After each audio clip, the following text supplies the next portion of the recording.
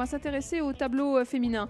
On ira évidemment dans quelques instants faire un point sur le match Alcaraz-Tsitsipas qui se joue en night session. Pour le moment, tiens, on va vous parler du tableau féminin parce qu'il y avait des quarts de finale aujourd'hui aussi, notamment celui qui opposait la Bélarusse Arina Sabalenka, qui a donc battu la Biélorusse, l'Ukrainienne Karolina Svitolina. Elina Svitolina. Voilà, Elina, pardon, Svitolina 6-4, 6-4. Madame donc, mon fils. Voilà, Madame mon fils, effectivement, ce serait plus simple.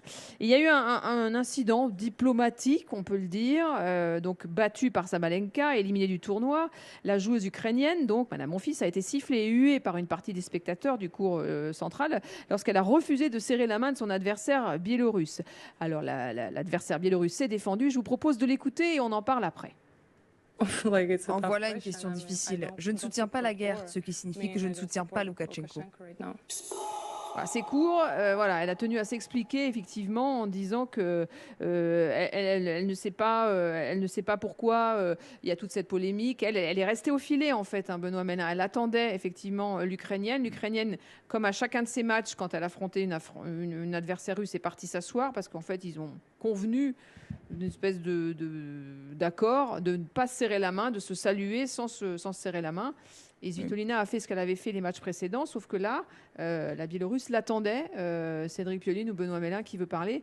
Et du coup, il y a eu un effet de surprise parce que du coup, Svitolina disait mais moi, je pensais que je ne savais pas pourquoi elle m'attendait au filet. D'habitude, on ne se serre pas la main. Qu'en pensez-vous? Mais c'est très compliqué. C'est deux nations qui sont en guerre, même si c'est la Biélorussie, mais bien sûr, qui est du côté de la Russie. Donc, il y a deux personnalités, deux histoires différentes. Et c'est sûr que oui, il n'y a pas d'accord du tout.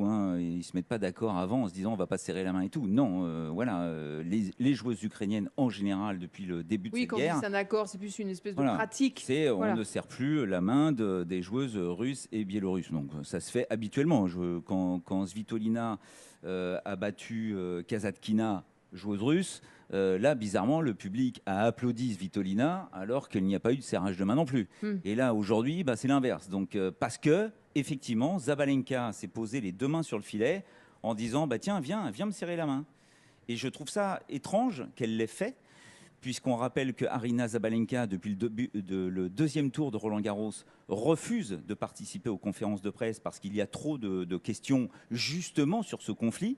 Donc ça la perturbe, c'est très compliqué pour elle, elle ne veut pas en parler, tout ça. Donc elle ne faisait plus de conférences de presse. Et là, elle est revenue en conférence de presse aujourd'hui pour expliquer qu'effectivement, elle est contre la guerre et qu'elle n'est pas pour Loukachenko en ce moment. Elle a bien précisé en ce moment. Mais encore une fois, je ne comprends pas son attitude, puisqu'elle savait que cette poignée de main était impossible. Donc pourquoi aller chercher Svitolina comme ça pour faire passer pour justement la gentille joueuse qui voudrait qu'on lui serre la main, alors qu'elle sait très bien que Svitolina ne le fera pas, parce que cette image peut être prise en forme de propagande. Donc elle ne le fera pas, c'est obligatoire. Et je pense que c'est ce qu'a fait Sabalenka, pour moi, c'est provocateur.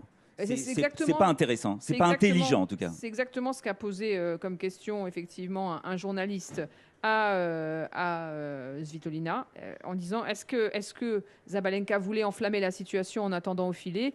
Elle a répondu oui, je pense que c'est ça. Voilà, elle a pas donc officiellement Svitolina pense que c'était un peu de provoque. Et je ne vois pas quoi ça sert. Enfin, c'est complètement stérile. C'est déjà très compliqué dans les vestiaires. C'est déjà très compliqué même autour de tout ça. Et que Sabalenka fasse ça, à quoi ça sert? Et vous si ce n'est à enflammer encore une fois un truc qui est déjà très enflammé, quoi. Donc ça sert à rien. Et vous précisiez à juste titre, Benoît Mélin, qu'elle a pour l'instant zappé 2 fois les conférences de presse, qui est quand même, entre guillemets, un droit. Enfin, il y a des droits et des devoirs. C'est un devoir auprès de la WTA.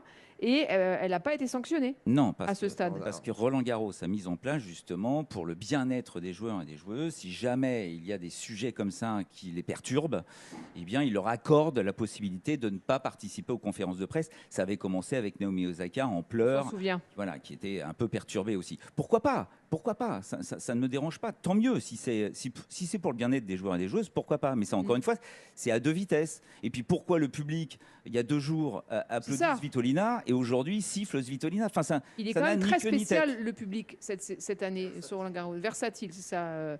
Il est sur courant alternatif, quoi. Bah alors, il monte et il démonte. Oui, mais il faut bien se dire aussi que les gens qui ont sifflé aujourd'hui ne sont pas les mêmes que ceux qui étaient là il y a 2 jours.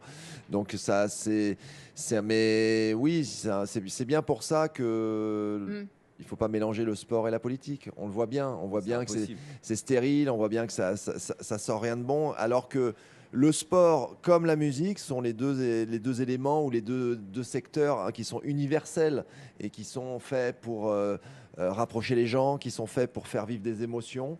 Et c'est bien dommage qu'on en arrive à ce genre de situation. À des récupérations politiques. Alors, l'autre événement dans le tableau féminin, ça date de dimanche, mais on va revenir sur cet événement parce qu'aujourd'hui, Alizé Cornet, la joueuse française, s'est exprimée. Je vous rappelle le contexte. Dimanche, la japonaise Miyu Kato avait été disqualifiée avec sa partenaire indonésienne Adila Sudaji pour avoir involontairement frappé une balle sur une ramasseuse face au double Marie Bouzkova et Sarah Sorribes-Tormo. Elle a été disqualifiée et donc elle va devoir céder son prize money. La japonaise, qui a pourtant un comportement exemplaire tout au long de sa carrière et tout au long de la saison, elle s'est effondrée, inconsolable. Et c'est vrai que la décision du juge interpelle. Est-ce que c'est trop sévère? On va en parler, mais avant, on va écouter ce qu'en pense Alizé Cornet. Elle est très cash. Bah là, hier, ce qui s'est passé, quand même, on atteint des summums j'allais dire de bêtises, c'est peut-être un peu fort, mais d'injustice, quoi. Parce que là, quand même, en plus, Kato, non, mais attends, mais c'est une jap, elle est comme ça, elle s'excuse de vivre presque. La meuf se fait disqualifier. Non, mais quand je pense au truc, ça me donne envie de tout casser, en fait. Elle pleure et tout. Moi, je déteste l'injustice. Là, je trouve que l'arbitre a vraiment fait une énorme erreur. Il s'est fait influencer par les autres joueuses en plus. Le tournoi devrait présenter ses excuses à Kato. Moi, je trouve que c'est un peu fort, mais vraiment, ils l'ont disqualifié. Enfin, c'est le truc le plus fort qu'on peut... Une amende, ok. Mais une disqualification en plein match, on l'a sortie du court, parce que la balle a malencontreusement touché la ramasseuse. Enfin là, c'est vraiment... Pour moi, hier soir, j'étais dans un état... Moi, je trouve qu'on devrait tous se mettre ensemble et dire au tournoi... Moi, d'ailleurs, je vais aller les voir. Ça m'a saoulé. Dire, j'espère que vous n'allez pas lui enlever son prize money. Là, j'ai vu son tweet, moi j'ai halluciné. Je dis, ils vont quand même pas lui prendre son prize money. Elle a dit, je suis obligée de donner mon prize money au tournoi. Putain, là, c'est l'arbitre qu'on devrait disqualifier. Hein. Lui, non, lui, il craint pas pour son job. Hein. L'arbitre en question, il a quand même pourri le tournoi d'une fille qui est nickel toute l'année, tout le temps. Et lui, il paye pas d'amende alors qu'il a fait une énorme erreur. Elle a envoyé une balle quand même sur quelqu'un sans faire exprès. Ah, c'est hallucinant. Hallucinant.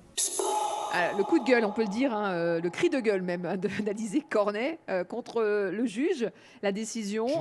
Le juge arbitre, effectivement, vous le précisez, c'est important, Benoît Mélin. Une amende n'aurait-elle pas suffi quand on voit qu'effectivement c'est totalement involontaire, mais il faut aussi préciser que le double en face a surjoué un peu la faute en disant qu'elle saignait, alors que la ramasseuse était un peu surprise parce qu'elle a pris la balle sur la cage thoracique. C'est devenu un événement et Kato qui continue d'ailleurs à jouer mais en double mixte actuellement. Ne s'en est toujours pas remise. Mais parce qu'elle a l'autorisation du tournoi. Normalement, elle ne pouvait pas jouer le double mixte.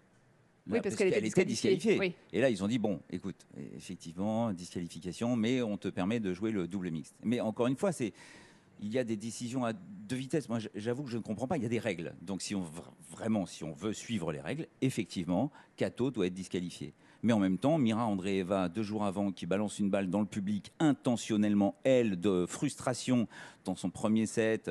je me souviens plus, je vois tellement de matchs, je ne sais plus contre qui, mais elle aurait dû être disqualifiée et on ne l'a pas disqualifiée. Donc pourquoi l'une est disqualifiée et pourquoi pas l'autre? Pourquoi Djokovic est disqualifié quand il envoie cette balle aussi de façon pas très intentionnelle, malheureusement dans la gorge d'une juge de ligne à l'US Open? C'est la règle. Donc à partir du moment où on le fait, voilà, disqualifions. Le petit souci, c'est vrai que là, vous avez l'équipe adverse, Bouzkova et Sorribes-Tormo, qui mènent en plus. Elles mènent au score, il n'y a aucun problème. Qui vont voir l'arbitre qui, lui, a mis juste un avertissement en disant ça va, c'est pas très grave non plus. Mais oui, vous avez vu, la pauvre ramasseuse de balles, elle pleure, elle saigne. Alors qu'elle saigne pas du tout, la balle. Mais il n'y a rien, il n'y a que dalle. Et là, le juge arbitre arrive et s'adresse à Kato en disant, bah voilà, malheureusement, c'est toi qui as envoyé la balle, je suis obligé de te disqualifier. C'est vrai que c'est aberrant. On a l'impression qu'il y a des justices, encore une fois, à deux vitesses. Voilà, le double dame, Kato, excuse-nous, mais bon, tu pèses pas trop lourd, toi, tu t'en vas. En revanche, Mira Andreeva, la petite jeunette de 16 ans, qui est un petit peu le futur du tennis, attention, on ne va peut-être pas toucher à ça. Donc, on peut effectivement en débattre et ça fait parler.